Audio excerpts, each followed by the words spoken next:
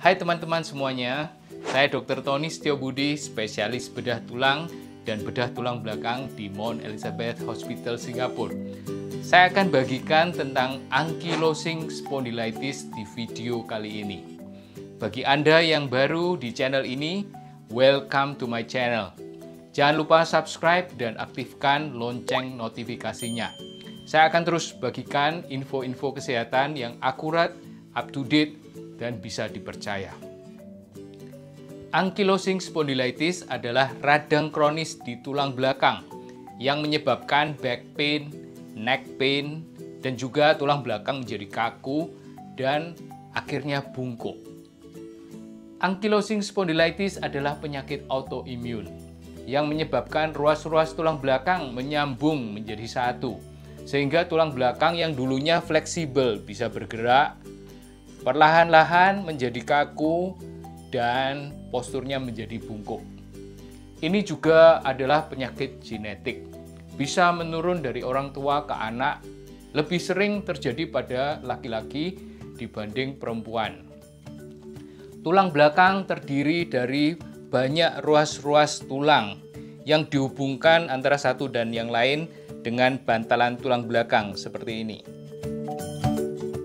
Oke, ini adalah bantalan tulang belakang yang membuat tulang belakang bisa fleksibel, bisa bergerak.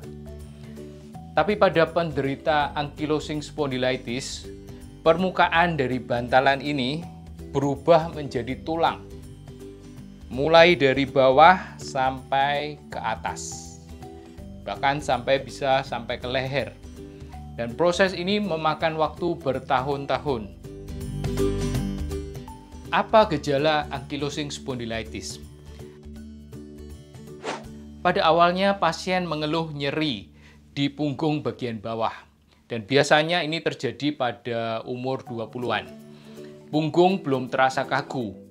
Nyeri lebih terasa saat bangun tidur atau setelah istirahat. Nyeri ini bisa perlahan-lahan naik dari punggung bagian bawah, naik ke tengah, sampai ke atas, bahkan sampai ke leher. Dan perlahan-lahan punggung, pinggang juga menjadi kaku dan akhirnya menjadi bungkuk. Selain nyeri, kaku, dan postur bungkuk, penderita ankylosing spondylitis juga dapat merasakan nyeri di pinggul. Di pinggul bisa terasa nyeri. Jadi kapan harus ke dokter? Anda dianjurkan untuk periksa ke dokter jika Anda mengeluh nyeri punggung yang tidak kunjung membaik dalam waktu beberapa minggu atau beberapa bulan. Tapi ini belum tentu disebabkan oleh ankylosing spondylitis. Tapi harus diperiksa untuk memastikan bukan ankylosing spondylitis. Apalagi kalau sampai kaku dan bungkuk, Anda harus segera periksa ke dokter. HLA-B27 adalah tes darah yang dilakukan untuk penyakit ini. Kalau HLA-B27-nya positif, kemungkinan besar pasien terkena ankylosing spondylitis. Tapi bukan berarti seseorang yang HLA-B27-nya positif pasti terkena ankylosing spondylitis. X-ray atau rongsen bisa dilakukan. Pada tahap awal, X-ray mungkin kelihatan normal. Tapi kalau sudah kaku, di X-ray terlihat perubahan yang dinamakan bambu spine. Sebenarnya ankylosing spondylitis ini juga dinamakan penyakit bambu spine. Dokter spesialis rheumatologi biasa memberikan obat-obatan yang bisa memperlambat penyakit ini. Sayangnya sampai sekarang penyakit ini tidak dapat atau belum dapat disembuhkan. Apa sih penyebab dari ankylosing spondylitis? Ankylosing spondylitis adalah penyakit genetik dan autoimun. Penyebabnya belum diketahui dengan pasti. Ada beberapa faktor yang meningkatkan risiko seseorang menderita ankylosing spondylitis. Di antaranya adalah berjenis kelamin laki-laki, berusia muda, memiliki orang tua yang menderita ankylosing spondylitis, dan HLA-B27-nya positif. Bagaimana ankylosing spondylitis ditangani? Pertama, pengobatan ditujukan untuk mengurangi rasa nyeri dan radang. Kemudian, pengobatan juga ditujukan untuk memperlambat dan menghambat proses ankylosing spondylitis. Golongan obat-obatan ini adalah tumor necrosis factor atau TNF blocker dan interleukin 17 inhibitor. Obat-obatan ini biasanya diberikan oleh dokter spesialis rheumatologi. Fisioterapi untuk menguatkan otot dan mempertahankan fleksibilitas juga sangat penting untuk dilakukan.